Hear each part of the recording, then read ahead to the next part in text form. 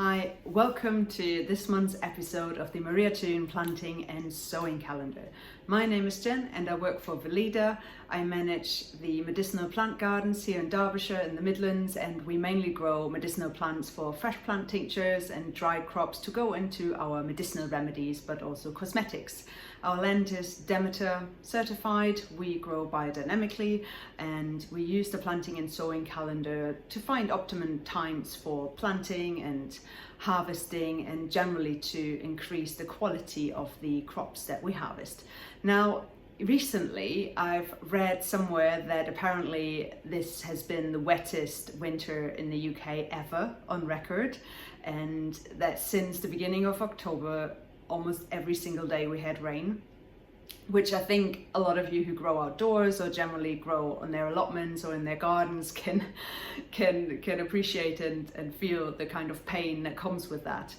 But now finally May has arrived, which is fantastic. We've been blessed with some sunshine, the days are getting warmer, seeds germinate easier and plants grow faster. So this year I've decided to actually delay a lot of the sowing for our annual plants, simply because here in the Midlands, up until recently, last week, we had still 1 or 2 degrees at night, and yeah, they would have been just too fragile.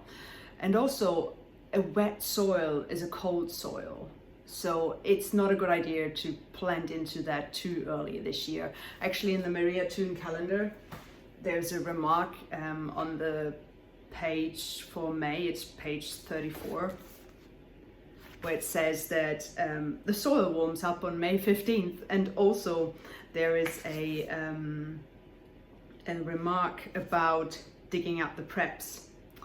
And we've actually decided to do that a bit earlier because in the humid and wet climate that we're in, the worms would have probably gotten the better of it. So what I'm trying to say is never ever become dogmatic about anything you do or about using the calendar, and also use common sense, weather conditions, life demands, etc. to make your decisions. Now let's actually have a look at May. May is a really good time to start thinking about using the 501 Biodynamic Horn Silica preparation. Horn silica is the yin to horn manure's yang. It's a bit like sunshine for your plants. It really helps the plant's development. Ideally you spray it very early in the morning. Sunrise would be best, but definitely before 10 a.m. or even 9 a.m. on a very sunny day.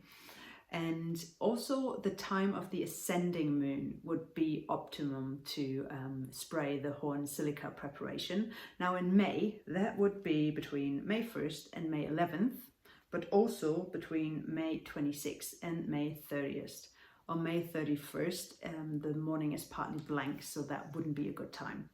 And then you would adapt the horn silica spray to each crop on their corresponding days, because the horn silica really enhances the forces emanating from the cosmos and the constellations. Should be sprayed on the days best suited to each particular type of plant. Now that means lettuce, for instance, on a leaf day, root plants on a root day, flower plants on a flower day, etc.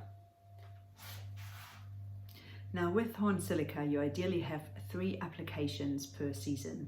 The first one would be at the 4-leaf stage, when the first true leaves have actually formed to enhance the growth on the plant. The second application would be when the first fruits have formed after flowering, to enhance the nutritional qualities of your fruit and veg produce.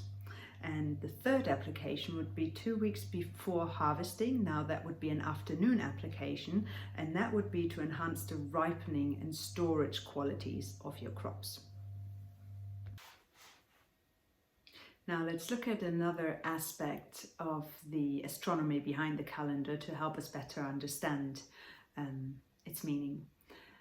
One aspect are nodes. And what's a node? It's when a planet or a moon crosses the ecliptic, and the moon actually crosses the path of the sun twice every month. On May 5th in the calendar, you will see a symbol that looks a bit like a horseshoe with 2 dots at the bottom, and next to it it's 22, so 10 o'clock at night, and that is the symbol for the ascending node. Now, the ascending node means that the moon runs above the path of the sun, and then on May 19th you will see that symbol just upside down, the other way around, that kind of horseshoe symbol, and that represents a descending node, which means that the moon runs below the path of the sun. Now, why do I mention this? Because node days are generally points of chaos, which means that there's a mixed influence coming to Earth when the moon is passing the path of the sun. And you can see that on both these days, on May 5th and May 19th, when we have the ascending and the descending nodes, they're both blank periods. Now that we're in May, hopefully we'll be experiencing continued periods of warmer weather, but nevertheless, to deal with extreme fluctuations in temperatures or to generally boost the health of your seedlings, we tend to use 2 things. The first one is a stinging nettle tea that you can easily make at home. It acts a bit like a natural fertilizer for your plants, but it could also be used as a natural insecticide because there's actually some compounds in the stinging nettles that repels aphids. And the other thing that we use is the CPP, or the barrel prep, which is mentioned by Maria Thun. And we use both of them to soak our seedlings in.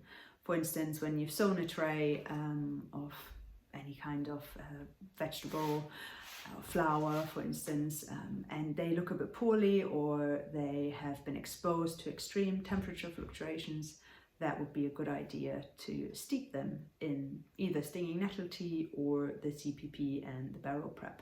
And if you want to know how to make these, there's instructions on the Biodynamics Association's website, which you can go and check out.